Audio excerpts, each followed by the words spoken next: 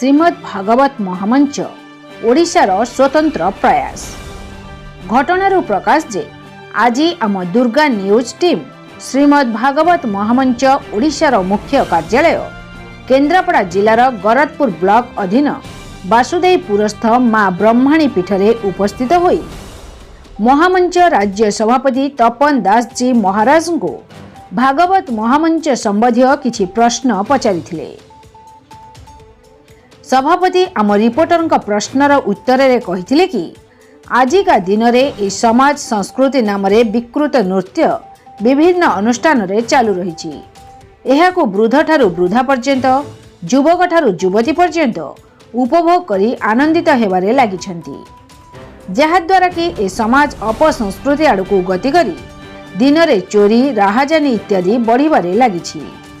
एहार प्रतिकार स्वरूप भागवत प्रचार और प्रसार नित्यांत आवश्यक हो पड़ी।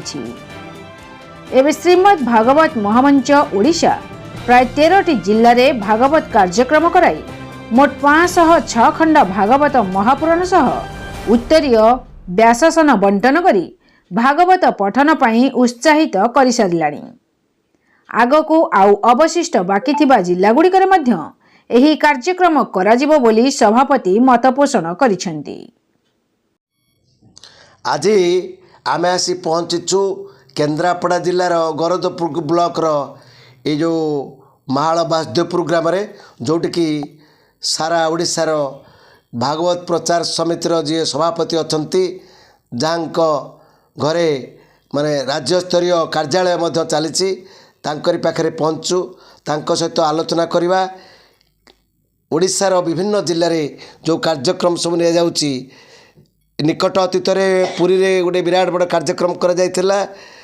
सेठी पुरी श्रीमंदिर जो माने बड़ पंडा एवं अन्यान्य महात्मा माने मध्य ए भागवत प्रसार जोग देते। आसतु तांको सहित आमे आलोचना करबा आगामी दिन कार्यक्रम कौन नि आज्ञा टे परिचय देबे आगामी दिन में कौन कार्यक्रम नि आपनकर से संपर्क सूचना रखिए। जय जगन्नाथ समस्त प्रणाम।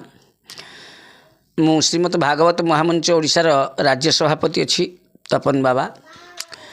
एणु भागवत महामंच जो गठन होती यार मुख्य बा आभिमुख्य है सारा ओडिशा रे केवल केन्द्रापड़ा जिला ये तो ऑफिस होती केन्द्रापड़ा ये मोर मुख्य ऑफिस बसी ये ऑफिस रे केवल सारा ओडिशा पाई केन्द्रापड़ा पाई सारा ओडिशा रे भागवत जागरण करा जीवो। भागवत कहीं जागरण करा जीवो ना जो संस्कृति नाम रे किछि लोक बा आम युवपीढ़ी विकृत नृत्य करुचंती उलग्न नृत्य करुचंती माने वृद्ध ठू वृद्धा पर्यंत माने समस्ते हाँ कर देखुं डांस चलती उलग्न नृत्य कौन आम सांस्कृतिक कार्यक्रम कर संस्कृति नाम रे ये विकृत नृत्य करुथिबारु संस्कृति आज अपसंस्कृति होगा जाउछि। सेथिपाई श्रीमद् भागवत महामंच ओडिशा आज को 4 वर्ष हेब गठन होई जे आपणकर 13टा जिले 30टा जिलू आम 30टा जिला कभर करि पारिनु 30टा जिलू 13टी जिले में भागवत पुस्तक 506 खंड भागवत महापुराण पुस्तक एवं उत्तरीय व्यासासन सह आम बंटन करी बिना मूल्य बंटन करी चलीछु। केमती आमर इच्छा होची बा इच्छा अच्छी बा प्रयास अच्छी जे सारा ओडिशा को भागवतमय करदबा। भागवत होची परम शास्त्र भागवत अभ्यास करुथिब नित्य एणु परम शास्त्र से ताकू जी अभ्यास करिब दैनंदिन तार उन्नति हम चौर भय रहिबनी एवं तांको घरे कलह रहिबनी कि व्याधि मध्य रहिबनी। भागवत एते गुण अच्छी सेथिपाई जय लोक मृत्यु समय जिते मृत्यु हो जाऊ थाए ताकू निर्माल्य पानी दियंती बंधु बांधव ज्ञाति कुटुंब सब कहती जे ए टिके बुढ़ा पाखे भागवत टे पठन करे का संस्कृत कहीं ना बुढ़ा कौन शुणुची कि शुभुनी ना केवल भागवत यदि कान रे बाजे इति आर महात्मा परम शास्त्र ये तार से स्वर्गगामी होती बा वैकुंठगामी होती। सेथिपाई आमे 13टी जिले में भागवत जागरण महोत्सव कर सारू आग को प्रयास रखीचु। आउ जो जिला सब बाकी रही बर्तमान मयूरभंज होनी ତାକୁ ଆମେ କରିବୁ। କୋରାପୁଟ ଆମେ ଯାଇନୁ, ତାକୁ ଯିବୁ। ଏମିତି ଅନେକ ଜିଲ୍ଲା ରହିଯାଇଛି ଯାହାକୁ ଆମେ ଏପର୍ଯ୍ୟନ୍ତ ଭାଗବତ ପୁସ୍ତକ ବଣ୍ଟନ କରିନୁ, ତାଙ୍କ ଟୁଙ୍ଗୀମାନଙ୍କୁ ଭେଟିନୁ। ଏଣୁ କେନ୍ଦ୍ରାପଡ଼ା ଜିଲ୍ଲା ସରିଯାଇଛି।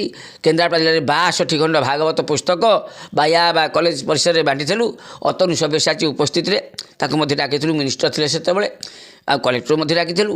ସେମିତି ଆପଣଙ୍କର ବରଗଡ଼ ଯିଏ ଅଛି ଆମର ସିମେଣ୍ଟ ନଗର ରାଣୀସତୀ ମନ୍ଦିରରେ ମଧ୍ୟ 30 ଖଣ୍ଡ ବହି ଭାଗବତ ପୁସ୍ତକ ଭାଗବତ ଟୁଙ୍ଗୀମାନଙ୍କୁ ଦେଇଥିଲୁ।